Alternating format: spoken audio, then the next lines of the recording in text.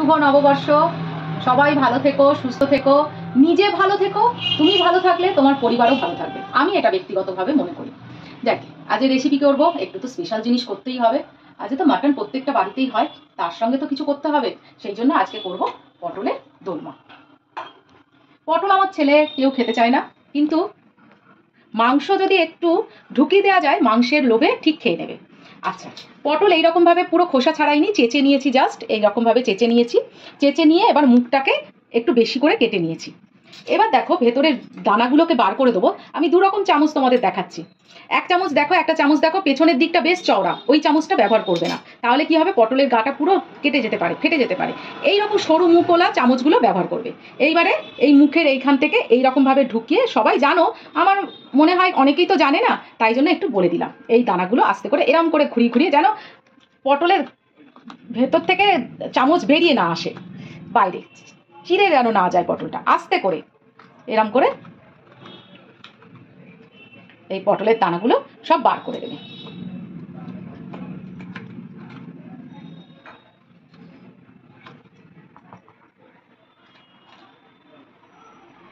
এই দেখো, আমি সব পটলের দানাগুলো বার করে দিলাম। দেখাতে পাচ্ছি? এই দেখো, পটলের মধ্যে আর কোনো দানা নেই, অথচ কোনো পটলের বাইরে চামচটা আমার বেরিয়ে যায়নি ফেটে গিয়ে। আমি এরকম সবই করে রেখে দিয়েছি, শুধু তোমাদের দেখানোর জন্য এই একটা পটল রেখে দিয়েছিলাম। এবারে আমি এইগুলো একটু ভেজে নেবো হালকা করে, অল্প একটু নুন দিয়ে দেবো।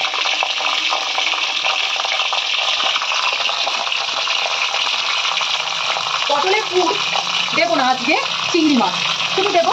একটু চিকেন ছিল বাড়িতে, সেই চিকেনটার মধ্যে আর ওই যে পটলের দানাগুলোকে বের করেছিলাম সেইগুলো একটু চিকেনের সঙ্গে পেস্ট করে নিয়েছিলাম।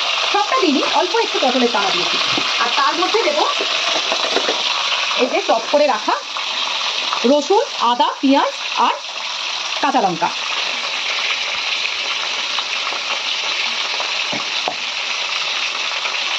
একটু নুন নেব,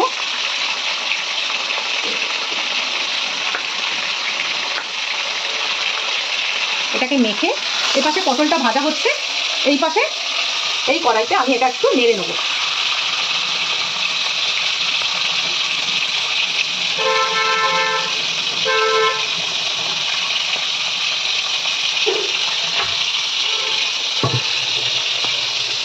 ঠিক আছে, এইবারে পটলটা তুলে রাখছি। পটলটা একটু দেখে নেবে যে পটলের যেখানটায় বেশি করে কেটেছিলাম তার মধ্যে তেল না ঢুকে থাকে যেন। এই আমার পটল তোলা হয়ে গেল, পটল তোলা হয়ে গেল, কি কথা বলছি আমি। আচ্ছা, এরপরে ফোড়নে দেব একটা শুকনো লঙ্কা চিড়ে দিয়ে দিলাম, তেজপাতা আর গোটা জিরে। ফোড়নের গন্ধ বেরোবে, ফোড়নের গন্ধ বেরোবে, তার মধ্যে দিয়ে দেবো পেঁয়াজ। আচ্ছা, তার মধ্যে বলে দিই, আমার মাংসের পুরটা হয়ে গেছিলো, যেটা আমি পেঁয়াজ, কাঁচা লঙ্কা, রসুন কুচি আর আদা কুচি দিয়ে নেড়ে নিয়েছিলাম, সেটা পুরটা হয়ে গেছে এবং সেটা আমি তুলে নিয়ে ঠান্ডা করতে দিয়েছি, যেহেতু আমি পটলের মধ্যে ঢোকাতে হবে এটা। ফোড়নের গন্ধ বেরিয়ে গেছে, এরপরে দিয়ে দেবো পেঁয়াজ।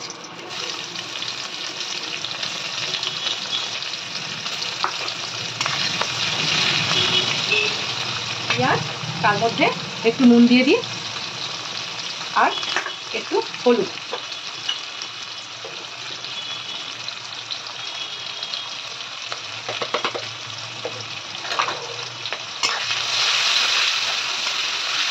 পেঁয়াজটা একটু ভাজা ভাজা হবে। এবার মশলাটা দেখিয়ে দিই, যেহেতু আজকে স্পেশাল দিন তাই জন্য মশলাটাও একটু স্পেশাল হবে। একটুখানি সবই কিন্তু আমি মশলা নিই, প্রত্যেকটা রান্নায় আমায় দেখবে আমি মশলা কিন্তু খুব কম নিই, কম মশলায় আমি রান্না করি। আছে এক টুকরো, খুব ছোট এক টুকরো, আধা ইঞ্চি মনে হয় আদা, চারমগজ, অল্প একটু কাজু বাদাম 4-5টা, এলাচ, লবঙ্গ আর অল্প একটুখানি দারচিনি, এর পাশে একটু চিনি, জিরে, ধনে, পোস্ত আর রসুন এই 10-12 কোয়া, তাও একদম ছোট্ট ছোট্ট, আর 2-3টে শুকনো লঙ্কা। এই হচ্ছে আমার মশলা আজকে। আচ্ছা, এর মধ্যে দিয়ে দিই টমেটো।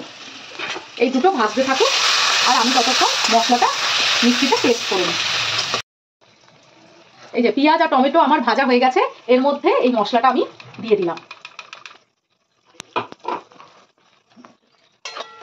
মশলাটা আমার ভাজা হোক, সেই সময় আমি পটলটাকে ঠিক করি। পটলের প্রত্যেকটাতে আমি পুর ভরে রেখেছি, তার মধ্যেই ঠান্ডা হয়ে গেছিলো পুরটা আমার। এই দেখো কিরমভাবে ভরছি, তোমাদের একটা শুধু দেখিয়ে দিই। এই যে শুধু জাস্ট এইগুলো ধরবে, আর ধরে ঠেসে ঠেসে যতটা পারবে পটলের মধ্যে পুরটা ভরে দেবে। অনেকেই পটল খেতে চায় না, কিন্তু চিকেন খেতে চায়। এই চিকেনের লোভে দেখবে ঠিক পটলটা খেয়ে নেবে। আর এই রান্নাটাও খুব সুস্বাদু হয়, এতগুলো মশলা পড়ে তো ভালো ভালো, খুব ভালো লাগে খেতে। এটা থাকে না, মশলাটা আর একটু হোক, একটু তেল ছেড়ে যাক, তারপরে আমি পটলগুলো দেবো। আমি কিন্তু এই মশলার মধ্যেই চিনিটা দিয়ে দিয়েছিলাম। অনেকেই চিনি প্রথমে ফোড়ন দেয়, আমি একটু ওই মশলার মধ্যেই দিয়ে দিই। কালারটা কিন্তু ওই 3টে শুকনো লঙ্কার মধ্যেই এসছে, আজকে আর কাশ্মীরি লাল লঙ্কার গুঁড়ো দিইনি।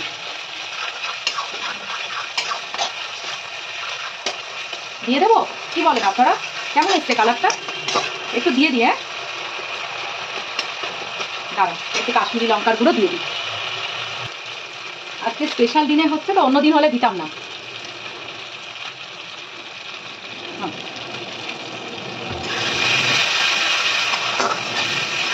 কালারটা দেখুন চেঞ্জ হয়ে গেল, দেখুন তেল আমার মশলা থেকে ছেড়ে গেছে। এবার মিক্সির বাটি ধোয়া জলটা দিয়ে দেবো, আর এমনি আর একটু জল দেবো। এটা ফুটুক, তারপরে আমি পটলগুলো দেবো। ফুটে গেছে, বেশি জল দিইনি কিন্তু অল্প জল দিয়েছি। এর মধ্যে আমি পটলগুলো ছেড়ে দেবো। এই পটলগুলো ছেড়ে দিচ্ছি।